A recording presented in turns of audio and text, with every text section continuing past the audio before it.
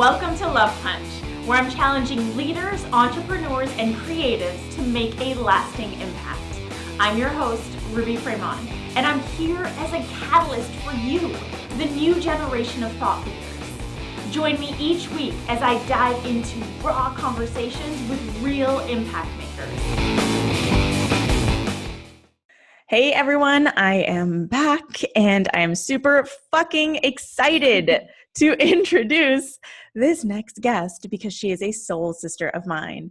So Lori Harder is a leader in facilitating transformation through mindfulness, fitness, and self-love.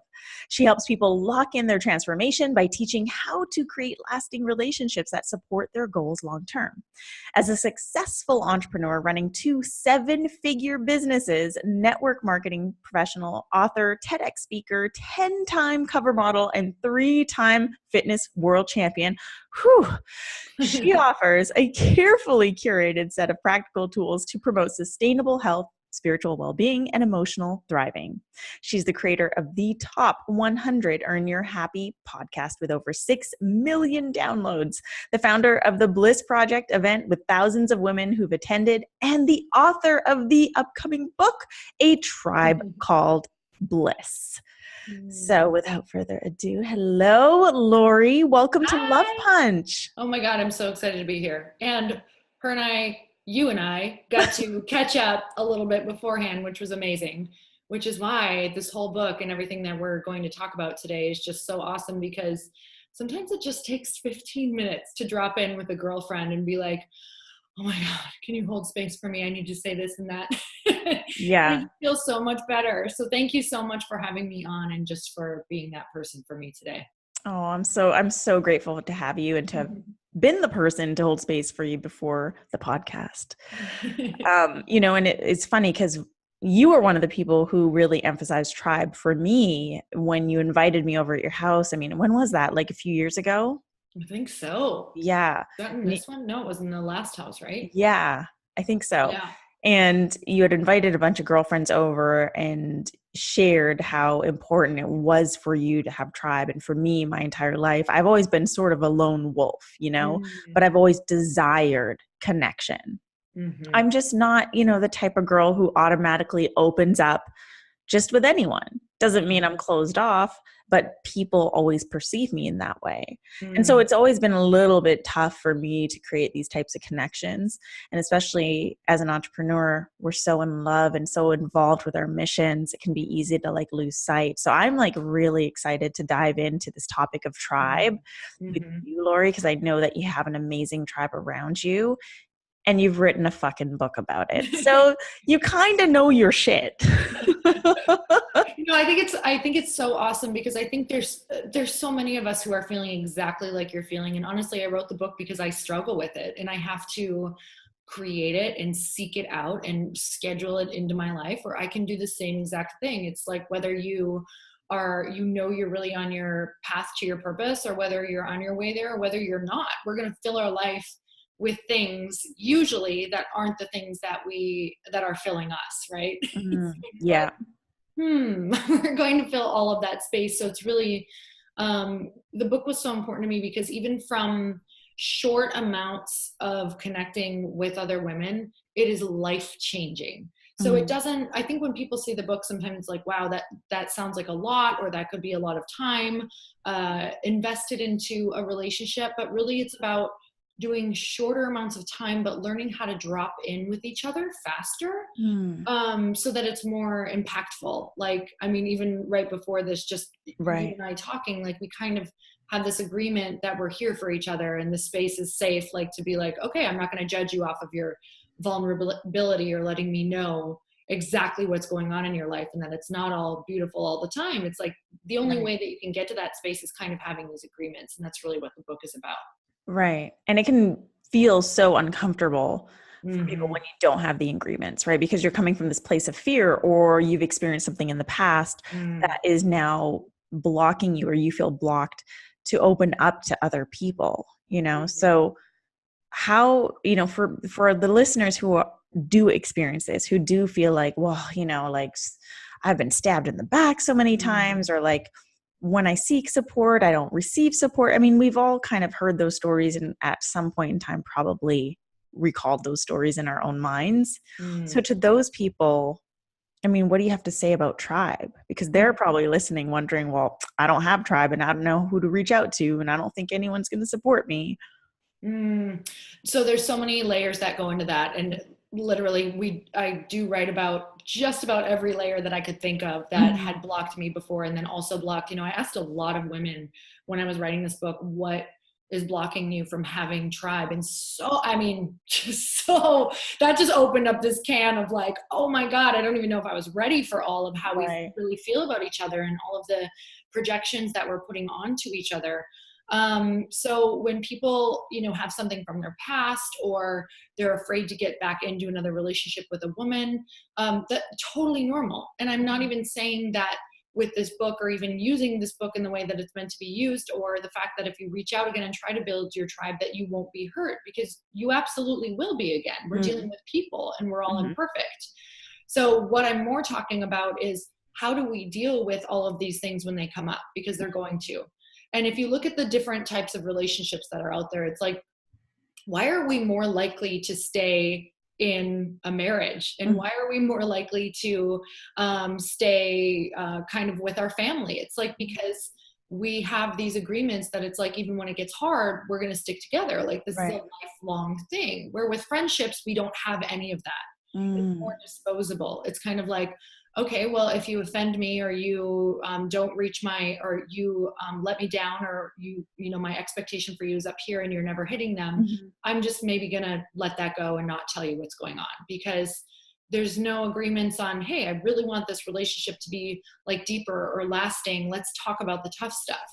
So we kind of go through life like, okay, why don't I have these sisters, or these people that are willing to fully support me and I'm willing to support? Well, have you ever said that? Have you ever asked for that in a relationship? Like, hey, I'm really looking for a deep connection and I would love to be here for you through everything if you're here for me, but this is what it looks like.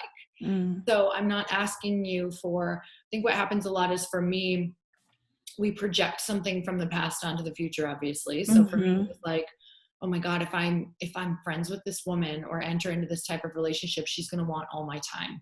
Right. And she's going to completely drain me. And I'm going to feel like it's a one-sided relationship again.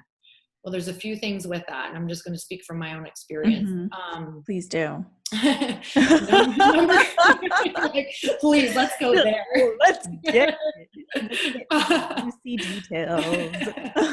So for me, it was like, I didn't realize that the way that I was showing up in my relationships, I was actually teaching these women that I didn't want to be helped and I only wanted to help them. So I was not allowing them in to help me, because the second they would ask me, how are you? I would say, oh, I'm fine. How are you? What's going on? Let's help you. Like, I really took this title in this place as the fixer, as the coach. And I took this title not only in life, but I was carrying it into all of my female relationships. So what would happen is, because I would show up so much in that place of, I really get my validation from feeling like I can help you. And it's just my truth. I was like, I feel good when I can help people. I get very validated when I feel like I can help people, except, when they would ask me how I was, I wouldn't tell them the truth.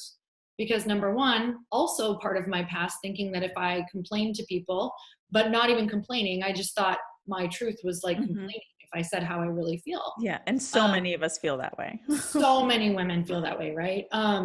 So I would never share that, which in turn would cut me off from quite a few things. It would cut me off from me ever opening up to them helping me, to me getting vulnerable to saying what I need help with, to me feeling like I was getting also equal energy back and forth. And I was just thinking that, oh, when I meet these women, they totally drain me because it's all about them. Well, was I actually showing up in a way that I was allowing them in? Absolutely not. Never, ever, ever. So it's two parts, right? It's me projecting, saying this is how women are, not willing to look at how I am when I go into the relationship. So accepting, it's really so much about accepting full responsibility for how you are showing up and what you're asking for. It's like being in a marriage and being like, why doesn't my husband buy me gifts when, you know, Right. like, have you ever told him that's your love language? Like the little tiny things are huge for you, or, you know, letting him know how exactly, or whatever your partner, however they like to, or however you like to be treated by, from your partner. You know, it's like, we're willing to have these conversations in our day-to-day life, but if we want deep connections with sisters, with women, we also have to have those conversations. So a lot of the things that I wrote in the book are not only about you know, taking the women in your life to the next level, like taking that relationship to the next level, but it's also about entering into new relationships in a totally different way.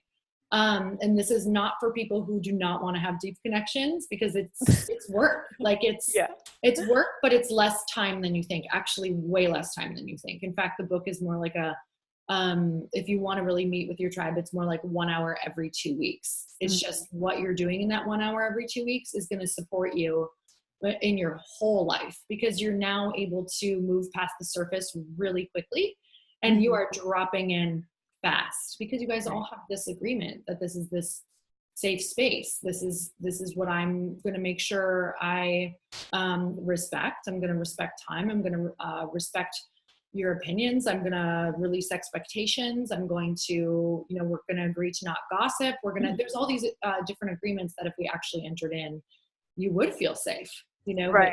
And So that's lacking, right? That's what usually causes the internal arguments or the disagreements or the feeling of like, oh, I can't be in this friendship anymore. It's because like people, maybe someone's gossiping and you're not someone who enjoys gossip, and then you're just going to walk away. I mean, that's your default. Okay, well, I'm just going to walk away from this friendship because it's easy to do so because we don't have the agreements.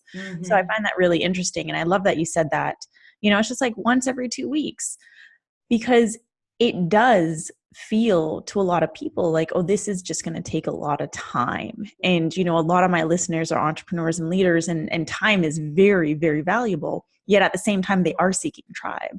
And so really to reframe it in that way and say, well, it's not that it requires a ton of linear time. It's just being more concise and going deeper with the time that you do have. I love that. And so for, you know, let's make it super real right now, so that our listeners understand what they need to do if they want to do this. Say they're looking to cultivate new friendships, because this one's a hard one for adults. I feel like where am I going to meet my friends? Like at a high school prom, at a dance? I mean, that kind of shit never happens anymore. Where do you meet your friends? Like, and then how do you just jump in and say, oh, hey, yeah, by the way, I really want to go deep with you. So I, you know, honestly, and you can do it without it, because I did it when I moved to California, and I'll also share that. So let me share with the book and without it, because sometimes, so being a podcaster, sometimes I'm like, okay, well, share some info that you don't have to like have the book for. But honestly, that's why I wrote the book, is it's exactly an invite. So because I was like, what can these women do if they want to go deeper but not know how to do it, and you want to go fast? Well, the book is the invite that's like, hey, this might be weird, but it even says in the beginning, like, this is if you want deeper connections and you want to do this together like once an hour. Like, if you want deeper connections and this sounds interesting to you, that we could support each other and this could accelerate our business, this could accelerate our life, this could help us reach our highest potential, because that's what this has done for me. It's like not been anything that has taken away from my life. It has accelerated my life and my growth and my inner peace, like times a million. That's why I knew I had to write it, is because it's like, this is not just meant to be deep connections. It's because connections support your life, your health, your soul, your mission, your family, I mean, my relationship with my husband is better because of it. So that's why the book is like, it says that in the beginning. It's like an invite to having a deeper connection with someone you don't really know. So you can use the book, but here's what I did when I first moved to California. Because I moved so much, and I had moved from Upper Michigan to all around in Wisconsin to Minneapolis to California, zero friends in any of these places, having to cultivate new relationships. For me, when I moved here, I literally just went on Instagram. Yes, and all do this.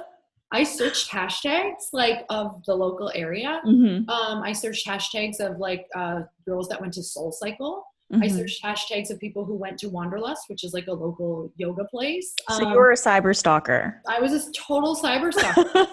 How else do you do it? It's real life, right? Now it's like a part of our real life. Right. So like, okay, so I would look at different people's stuff and, you know, I found a few people. I found a girl who runs events here and I was like, okay, I run events. I know exactly who you have to be to run events. These type of events, you know, personal development, all of this stuff. And it looked like a really beautiful, successful event. And I was like, hey, I just moved to the area. Like I run events as well. I'd love to connect and have coffee with you. And I told her flat out, like, here's another thing. You can't just be like, yeah, let's be friends. Let's have coffee. Cause that scares them. That's right. Not only scary from a stranger, but it's because, again, it's the time thing, right? We're all afraid that if we let someone in, what do they want? Yeah. So right away up front, I tell people what I want.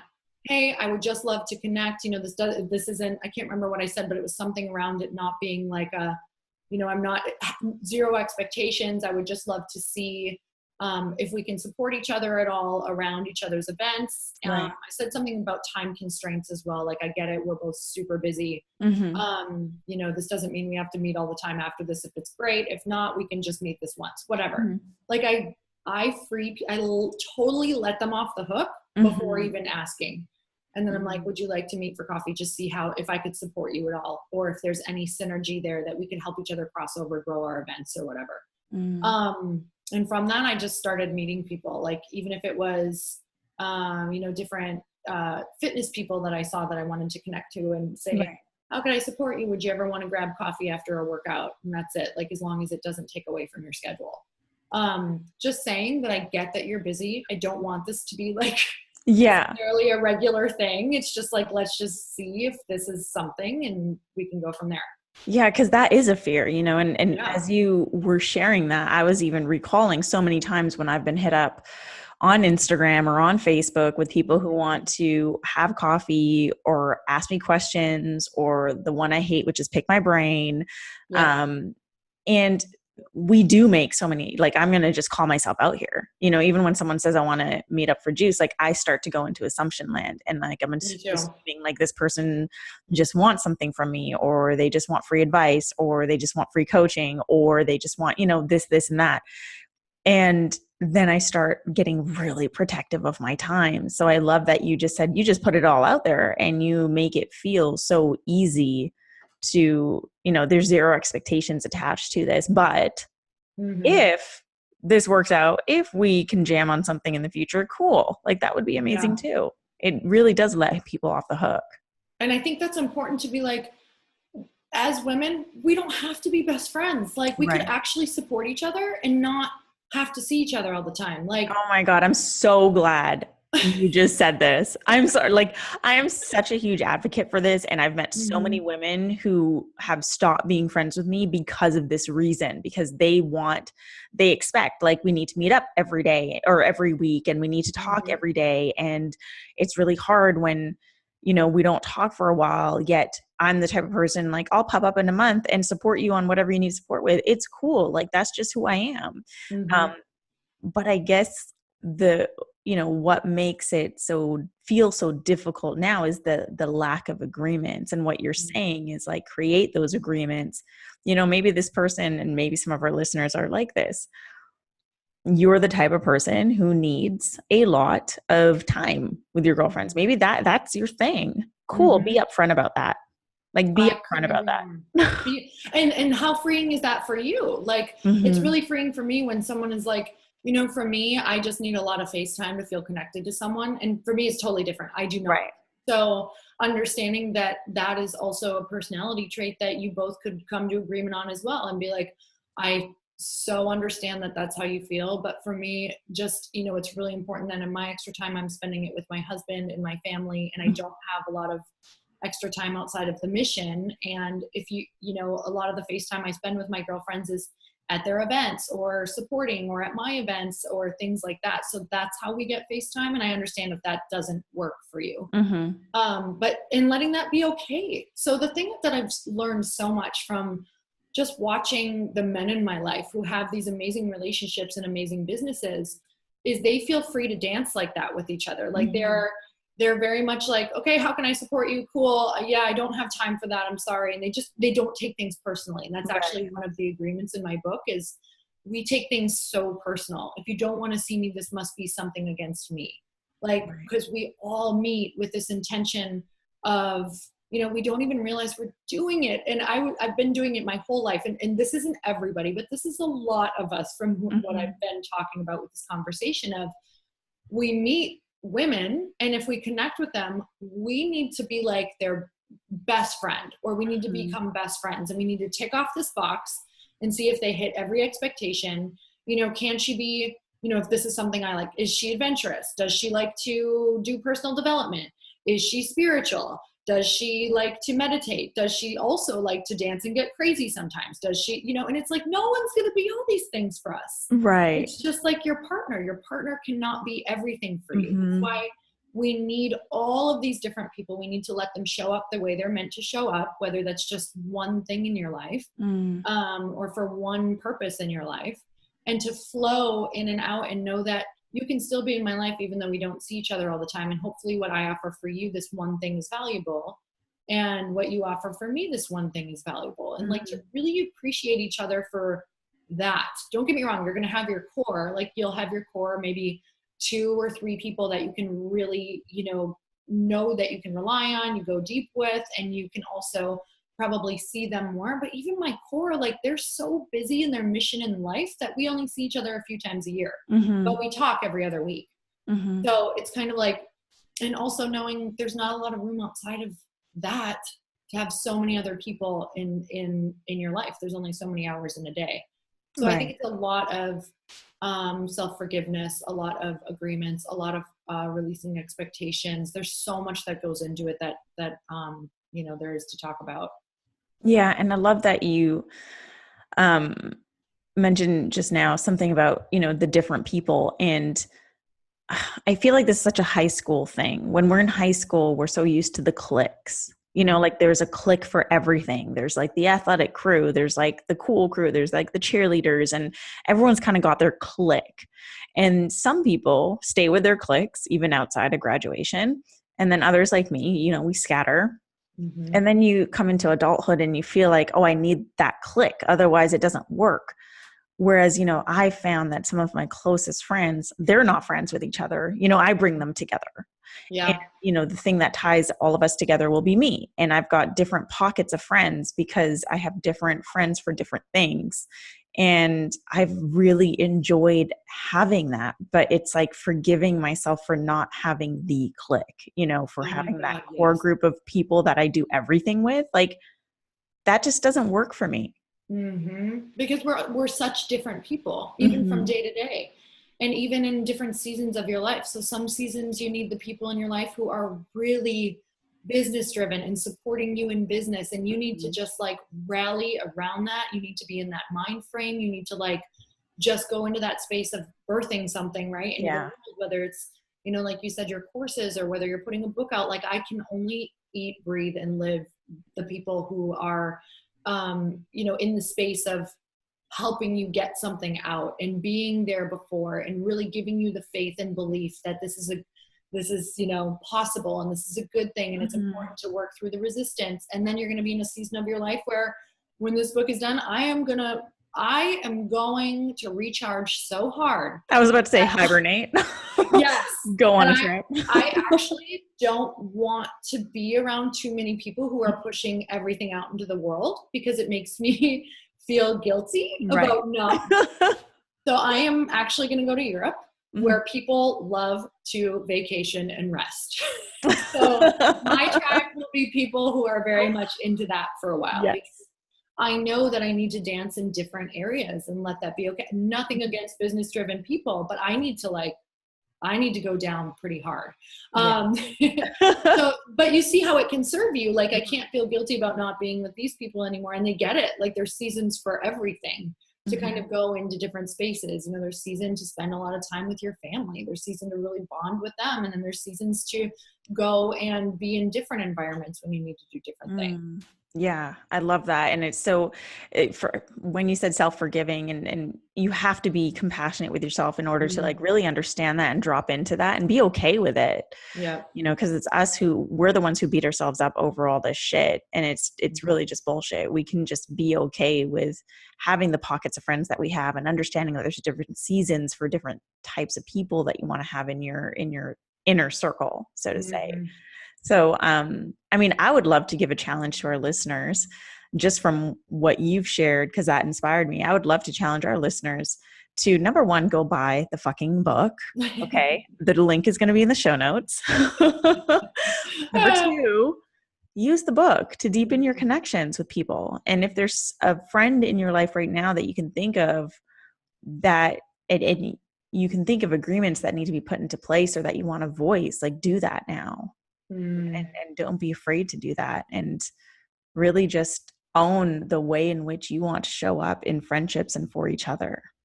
Thank you so much for that. And honestly, it's like the book is when I was writing it, I literally thought, well, when these friends connect and they read this book together, they can literally just start talking about their stuff, because you can blame the book. You can be like, okay, well, agreement 7 is this, so I'm going to share how I feel. And then you can work through it with the agreements. It's really like that moment of having like the scripts and the reason to go where you want to go with these people. And it does it all for you, but it just opens it up, and you can really use everything that's in there to create that deeper relationship that you want with people.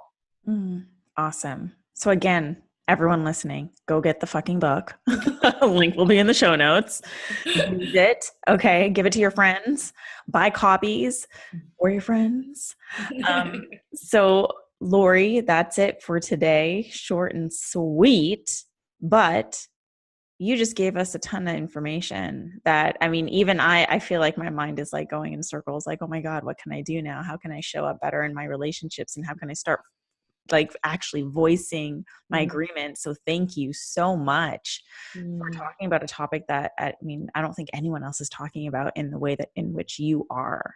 Thank you so much. I'm so glad. And that's honestly, that is my hope, is like, especially all these women who are already out there really wanting to form these relationships and who already have them, just to make them even stronger, because we need all the support we can get from each other. I actually think that as women are getting out there into the world, that the support of another woman it's so vital. It's the only way we're really going to get our messages out. Yeah, I agree 1,000%. Thank you, Lori. So we need a love punch from you. Okay, it's your time. Okay. What is your love punch for today's episode? My love punch. Okay, Ruby, explain a love punch. Is that like my short and punchy affirmation, mantra, whatever you want to call it, but short and to the point about what we talked about today? Oh man, this is good. Okay. Let's see. I would say, honestly, tribe is literally the thing that's going to take you from transition to transcending. And if you're stuck in transition and you're wondering why, it's because you need to create that really connected tribe to pull you through to the other side. Beautiful. Powerful. Thank you so much. Thank you so much. You're amazing. I always love seeing your face. So this was amazing to be able to drop in and connect. I know, you guys, I wanted to catch up with Lori so bad that I just had her come on the podcast so I could see her face. Hey, you know what? That's literally why I started a podcast, Ruby. I was like, how can I connect with people like really intimately for an hour? Right. So there you go. Lori, why don't you tell our listeners how they can stalk you online? Oh, I love that because I stalk people. Okay, so it is at Lori Harder on Instagram. That's where I'm at the most. Otherwise, if you want to find everything that's going on in my world, it's all housed on the website. So loriharder.com. Awesome. Cool. And to our listeners, thank you so much for joining us on today's episode of Love Punch, where I am challenging thought leaders, influencers, and entrepreneurs like you to make a lasting impact. If you loved this episode with me and Lori, please share it with a friend. And don't forget to hit subscribe. If you're feeling a little extra love, drop a review on iTunes. And if you just want to say hi, reach out. My handle is at @IamRuby. I will be back here next week with a brand new episode of Love Punch.